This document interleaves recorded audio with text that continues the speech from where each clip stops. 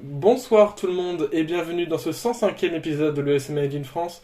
C'est l'épisode qui va un petit peu résumer ce qui s'est passé pendant le mois de juin, ce qu'on n'a pas eu le temps de traiter parce qu'on n'avait pas assez de news pour faire de l'hebdomadaire. Et donc voici notre épisode, disons, mensuel.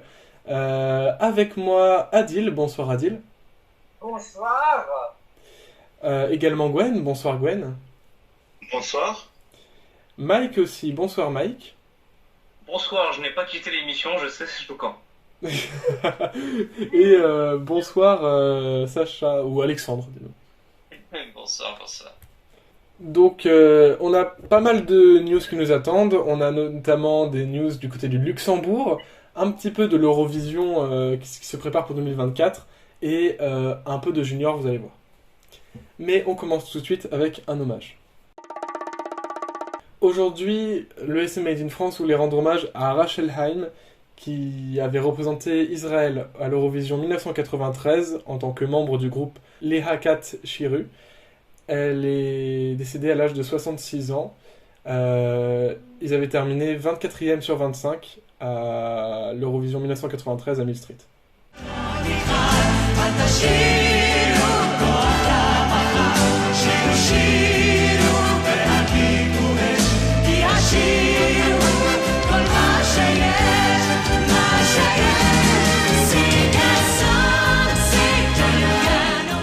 Toutes nos condoléances à sa famille et à ses amis. On continue sur la finale nationale luxembourgeoise. On a eu des nouvelles, exactement aujourd'hui, à l'heure où on enregistre.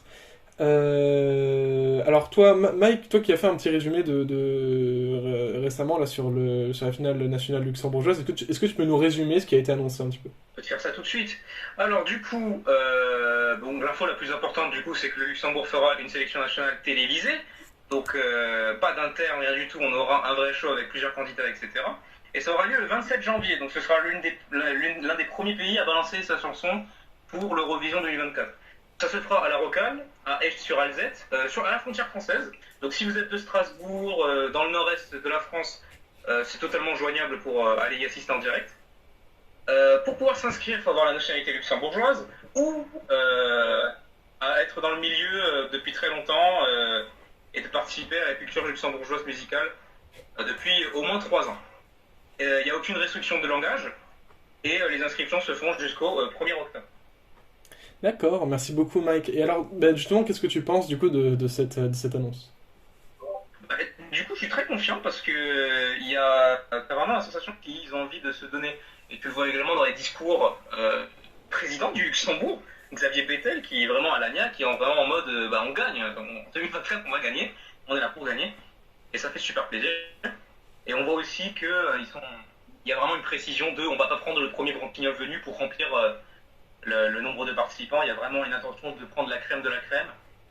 Il y a la restriction de langage. Après, il y en a qui se plaignent parce qu'il y en a pas mal qui voulaient que le Luxembourg reste sur le français comme il faisait à l'époque, à part quelques exceptions.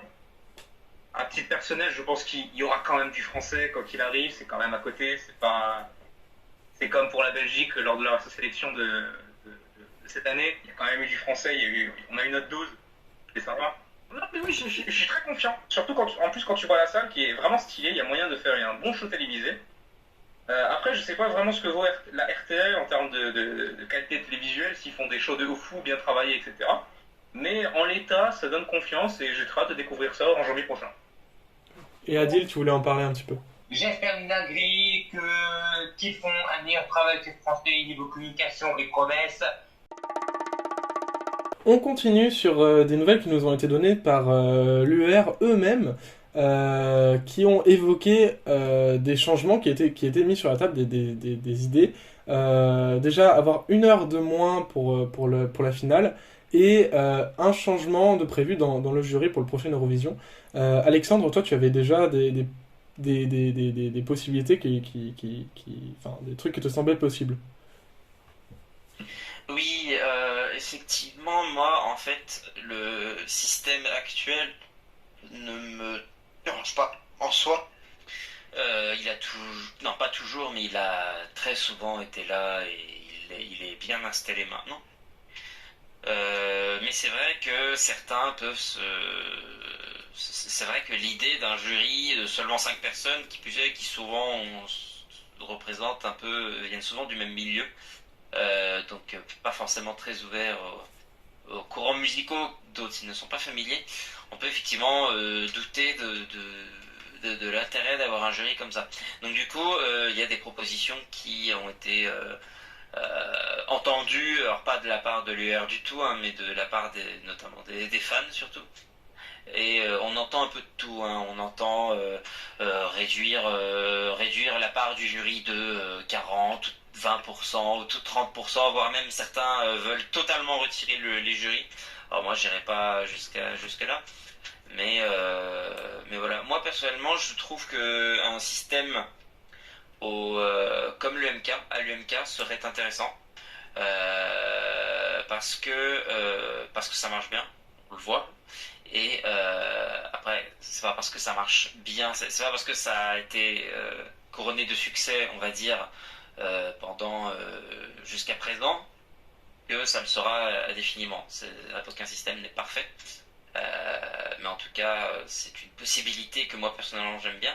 Et c'est vrai qu'effectivement, si jamais le problème en fait de changer la part du jury, la part du vote entre jury et télévote, le problème c'est qu'effectivement, à moins de faire un 50-50, c'est pas possible de changer ça sans changer la façon dont le vote lui-même fonctionne, c'est-à-dire avec le système des 1 à 12 points, hein, les fameux 12 points.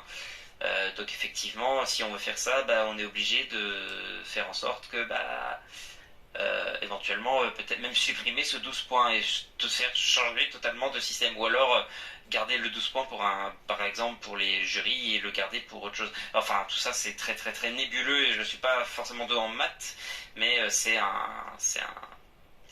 des questions qu'il faut se poser. Il y a certains également qui ont proposé de augmenter la taille des jurys plutôt que de le supprimer ou de diminuer son importance. Et notamment de faire... Alors, on a vu des nombres, notamment j'ai vu 10 jurés, même 20 jurés par pays, avec pour chaque pays, donc chaque jury, une représentation de chaque style de musique, de chaque courant, de chaque milieu, on va dire. Pour avoir même des europhones. Ou même des europhones, mais ça, dans ce cas-là, ça rentre dans le démoscopique selon moi. Et là aussi, c'est un argument intéressant. Mais dans ce cas-là, pareil, il faut totalement revoir le décomptage des points. Mais effectivement, il y a beaucoup de... Il y a quelques solutions qui sont intéressantes, d'autres un peu moins, selon moi. Mais ça reste intéressant.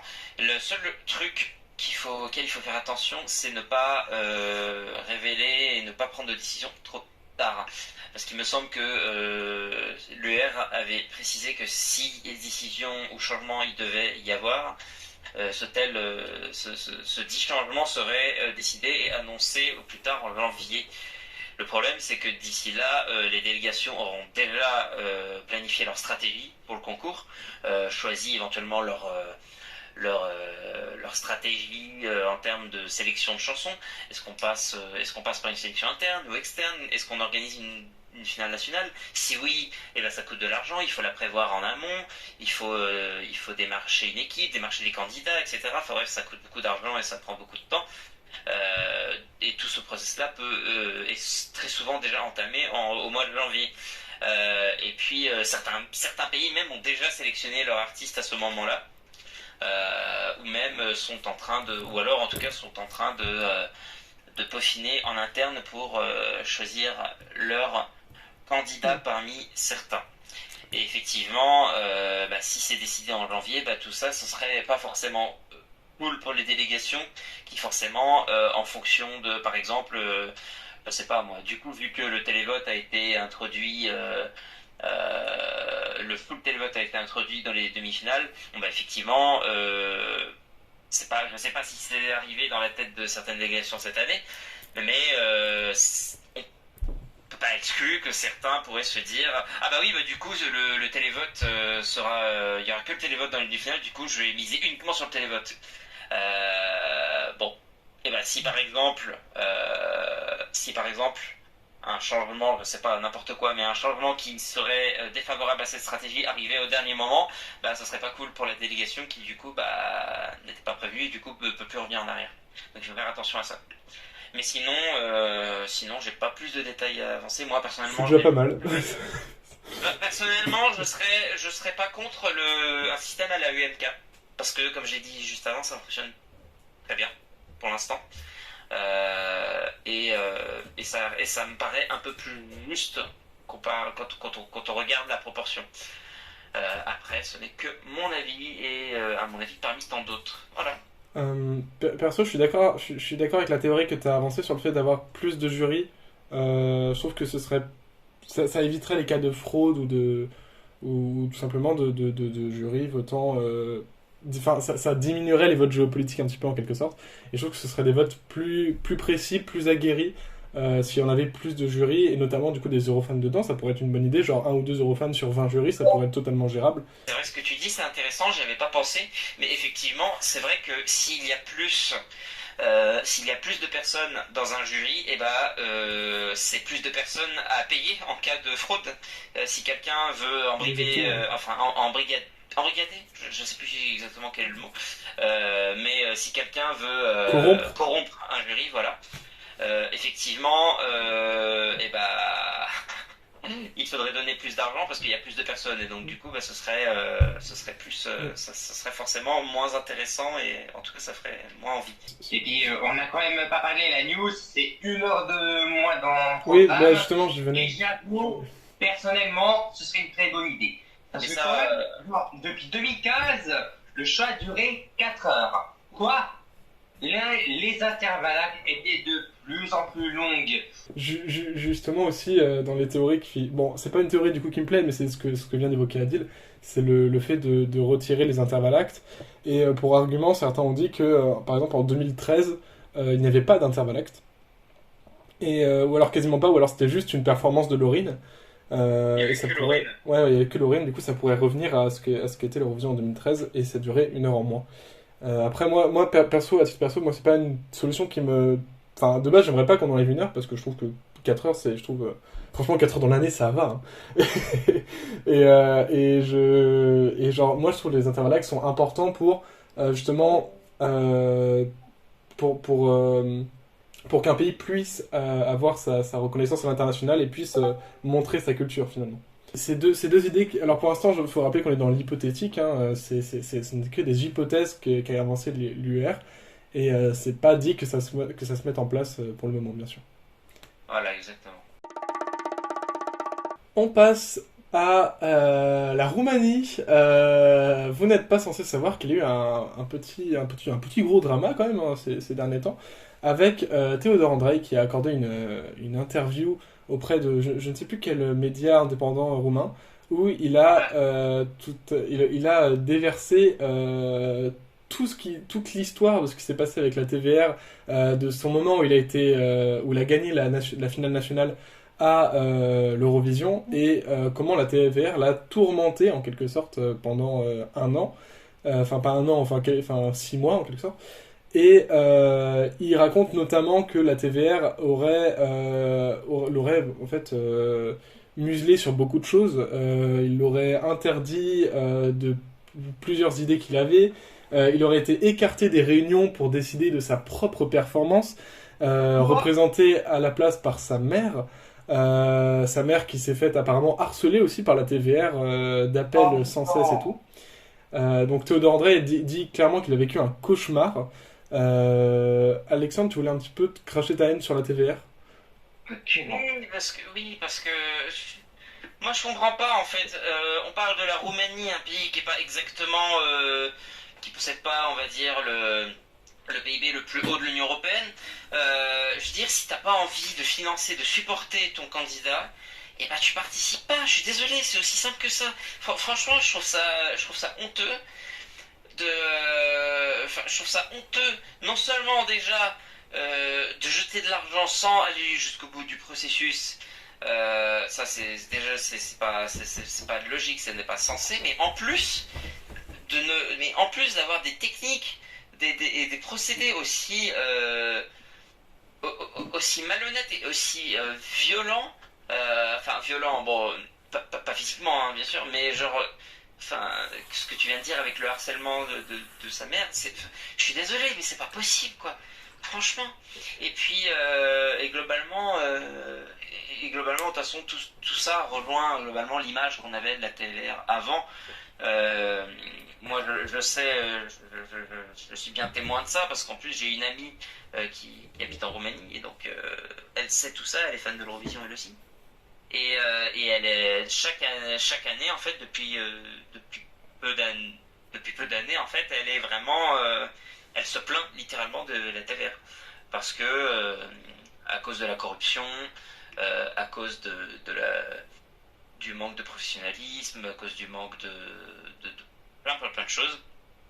Donc voilà, je comprends pas. Donc pour moi, en fait, je serais, en fait, là, à ce stade, je préférerais limite pour le bien enfin, pas pour le bien, mais je dirais en tant que justice pour Théodore et pour tous les autres qui ont été malmenés par la TVR, que soit la TVR se retire d'elle-même, soit que carrément il se fasse exclure à terme à nouveau. Enfin, c'est horrible, je pensais pas dire ça un jour de ce genre de truc, mais franchement, quand tu vois que c'est arrivé en 2016, je me dis, si ça se trouve, on sait pas, mais si ça se trouve, ce genre de truc est arrivé peut-être aussi vidéo. Et voilà, et si c'est arrivé, c'est bien fait pour eux. Donc, 2016, je crois que c'était surtout pour les impayés qui s'étaient. Oui, non mais ça je sais que c'était pour des impayés. Je dis juste que si jamais il y a eu ça avait déjà commencé ce genre d'histoire à l'époque, et dans ce cas, même si leur exclusion n'est pas liée à ça, c'est quand même bien fait pour eux. Quoi.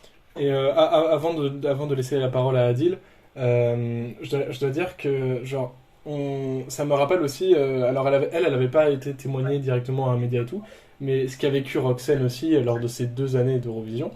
Ça a été assez. Enfin, Théodore André, en fait, il avait témoigné comme quoi le fait qu'il ait une guitare acoustique au début de la performance, ça a été décidé seulement par la TVR. Il a pas eu son mot à dire. Et lui, il voulait pas avoir une guitare acoustique, il voulait pas commencer en acoustique sa chanson. Et faut savoir que, par exemple, Roxane, c'était à peu près pareil. Elle avait dit très clairement à la TVR qu'elle ne savait pas chanter et en même temps danser, qu'elle ne pourrait pas faire ce qu'elle faisait dans le clip et en même temps chanter. Et ils lui ont obligé à faire ça, et c'est ce qui a causé aussi la défaite de Roxane à l'Eurovision, le fait qu'elle se soit fait éliminer en demi-finale. C'est-à-dire que la TVR ne donne pas la parole à ses artistes et ne les laisse pas, donner leurs opinions, quoi. Genre, Théodore André avait des centaines d'idées et tout qu'il avait données à la TVR, ils n'en ont rien fait, c'est assez aberrant, quoi. C'est fou. Moi en plus personnellement j'adore, désolé de te couper, hein. Mais moi personnellement, les artistes qui sont impliqués dans le concours, franchement j'adore ça. Je trouve ça mignon et je trouve ça en plus, je trouve ça génial dans tous les sens du terme. Et le fait que les artistes eux-mêmes aient des idées précises de ce qu'ils veulent mettre sur scène, de ce qu'ils veulent pour leur performance en télé, hein, sur caméra. Moi je trouve ça génial en fait, et c'est le rêve de plein d'Eurofans, notamment de pouvoir décider de comment une telle ou telle chanson sera sur scène. Moi je trouve ça génial. Et puis et normalement les télés comme TR et pas que elles, normalement sont en capacité de pouvoir rendre tout ça réalité, parce qu'ils ont les moyens normalement, mais ils n'en ont pas la volonté visiblement donc. Adil, tu voulais en parler aussi. C'est quand même un pays auquel j'aurais encore plus honte d'être fan, c'est la Roumanie. Parce que, en ayant entendu ce qui s'est dit, là vraiment, je me dis, j'ai eu la chance d'être un enfant français parce que si j'étais roumain, je crois que je ne me serais plus jamais intéressé à l'Eurovision à cause du bord de la télé entre Théodore, entre Roxane. Je sais pas si WRS, The Human ou Esther Paoni l'avait vécu, mais bon, farfelu quand même. Hein. Et puis, Géperon, la TVR va se barrer de lui-même et ne plus jamais revenir. Ou à moins qu'un nouveau chef de délégation vienne prendre sa place. Hein. Enfin voilà, donc c'est ce qu'on pouvait dire sur le cauchemar qu'a vécu Théodore André à l'Eurovision cette année. Et on espère pour lui que sa carrière ne se résumera pas à cet enfer. Cette mauvaise passe. C'est ça.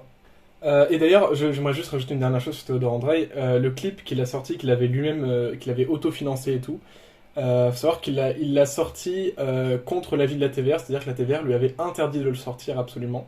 Et en fait, il leur a dit allez vous faire foutre, quoi. Il a quand même sorti son clip qu'il a fait lui-même. Donc n'hésitez pas à aller streamer ce clip pour bien faire chier la TVR. Voilà. On continue ce podcast avec le changement de format pour le Melfest en 2024. Alors là, c'est Gwen qui va surtout nous en dire parce que Gwen, vas-y, tu vu que tu es un peu fan du Oui, Melfest. effectivement. Il y a effectivement un changement de format pour le Melody Festival l'année prochaine. Faut savoir que c'est exit les 4 demi-finales, la seconde chance et la finale. Et welcome plutôt les 5 demi-finales, la seconde chance et la finale. Donc au lieu d'avoir 7 chansons dans chaque demi-finale, il y aura 6 chansons. 2 seront qualifiées pour la finale, 2 pour la seconde chance et 2 seront éliminés direct, bye bye. Il faut savoir que donc la seconde chance aura lieu après la 5e demi-finale. Et donc en finale, ça ne change pas, je crois que c'est toujours 12 pays en finale et il y aura 30 chansons au lieu de 28 comparé à l'année dernière. Donc, et du coup, alors moi ce que je disais avant l'enregistrement, c'est quand même que le fait que la seconde chance ait lieu après la 5e demi-finale, je pense que ça va favoriser les deux qui seront directement en seconde chance à la 5e demi-finale, je pense. Donc ça, je sais pas, mais ça peut, Bah, faut voir comment ce sera présenté. Ouais, je sais pas encore. Pour moi, ça peut être un peu bancal, mais à voir ce que la SVT fera l'an prochain. En tout cas, on voit que les Suédois sont très rapides pour tout ce qui est annonce. Là, on va bientôt avoir la ville haute et tout. C'est très très rapide tout ça. On continue le podcast sur quelques news par rapport aux juniors. Et la première, c'est une news qui est un peu triste parce qu'on va perdre le Kazakhstan aux juniors ils ont dit vouloir faire une pause créative comme l'Allemagne en 2021. Non, l'année dernière. Oui, l'année dernière, pardon, en 2022, comme l'Allemagne en 2022. Ouais. Est-ce que c'est dû à leur dernière place qu'ils ont reçue du coup l'an dernier, le Non, Kazakhstan ils avaient fini avant-dernier. Avant-dernier, pardon. Est-ce que c'est dû à leur avant-dernière place l'an dernier Adil, toi, quel est ton avis par rapport à ce retrait? Bah, pour moi, c'est simple, c'est dû essentiellement à leur avant-dernière place. Je peux comprendre qu'ils avaient eu le seum parce que, comme un peu le palmarès, 6e en 2018, 2e en 2019 et en 2020, 8e en 2021 et finir avant-dernier en 2022, là, tu peux comprendre que ce soit un peu le seum et que ce soit aussi dur à vivre pour les gosses. Je rappelle, l'Eurovision adulte, junior, il faut être méga préparé psychologiquement parlant, psychologiquement et mentalement parlant pour se préparer à tout type de résultats. Et du coup, voilà quand on en est arrivé. Le Kazakhstan se barre et j'ose espérer qu'il peut revenir. Alors moi, je pense pas que ce soit vraiment dû à leur dernière place, mais est-ce que ça pourrait peut-être être dû au fait qu'ils n'arrivent pas Enfin, leur projet initial du junior, c'était de pouvoir amorcer un début au senior. Et est-ce que justement le fait qu'ils n'arrivent pas à obtenir le senior, est-ce que ça leur fait un petit peu peut-être baisser les bras sur le junior? Moi, c'est la question je pense qu'on a le droit de se poser parce que peut-être que c'est justement une perte d'ambition finalement de la part du Kazakhstan, étant donné que maintenant apparemment ils auraient toutes les ressources nécessaires pour faire partie du senior. À voir comment ça se profile à l'avenir, mais pour l'instant il n'y aura pas de Kazakhstan à l'Eurovision Junior 2023. On continue vite fait sur 2 artistes qui ont été annoncés pour l'Eurovision Junior 2023. Il s'agit de la Géorgie et du Portugal, respectivement Anastasia Vazavze et Julia Machado. Anastasia a gagné le Ranina et Julia, quant à elle, a gagné le The Voice Kids du Portugal. Mike, tu as un petit peu écouté leur prestations. Qu'est-ce que tu peux nous dire sur elles? Alors, bon après, globalement, c'est pas des artistes à proprement parler, c'est des enfants, donc il n'y a pas une expertise gigantesque à avoir sur les participants de l'Eurovision Junior.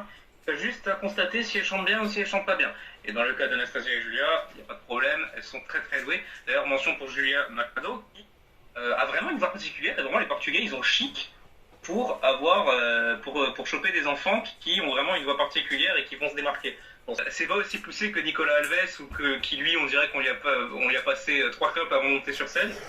Mais il y a quand même un côté, mais avec Julia Machado, il y a un petit côté, comment dire, un petit côté un peu, je sais pas comment l'expliquer, mais c'est un peu plus aigu que la normale, et ça donne un petit côté voix un peu de chanter de l'époque, un peu dans le style, mais vraiment ça rend bien, ça rend très très bien, et il y a le potentiel de faire une chanson assez originale avec cette voix-là.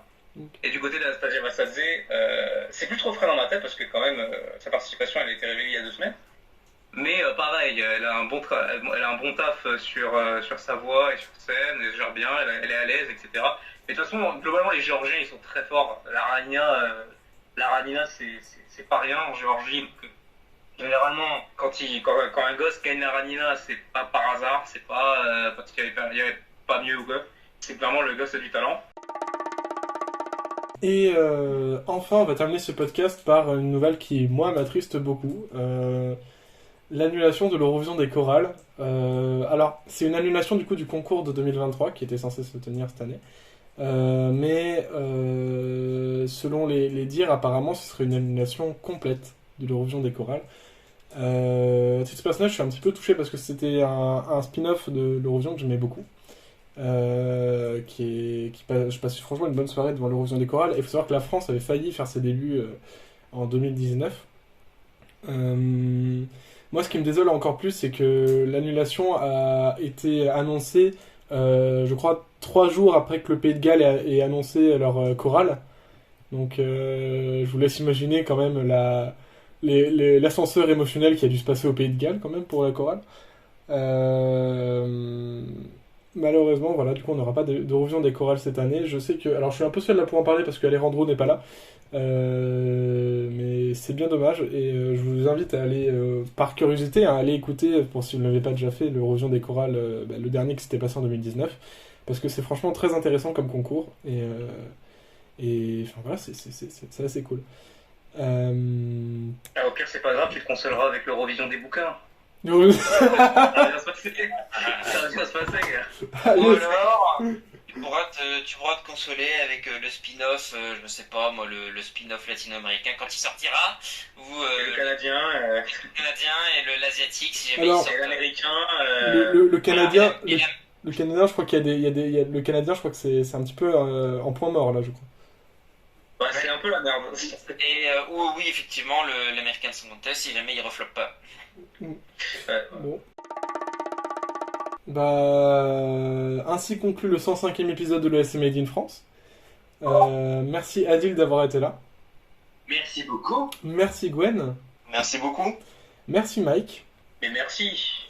Et merci Alexandre. Mais de rien, merci toi aussi. On se retrouve quand on aura assez de news pour vous faire un épisode. Là, je vous avoue, on a fait un petit épisode mensuel et je sais pas quand on reviendra. En tout cas, on se retrouve bientôt et dans tous les cas, à la rentrée, je pense qu'on aura beaucoup de news à parler. Passez une bonne soirée, bye bye. Allez, à ciao, bonsoir. Bonne soirée à tous. Bonne soirée.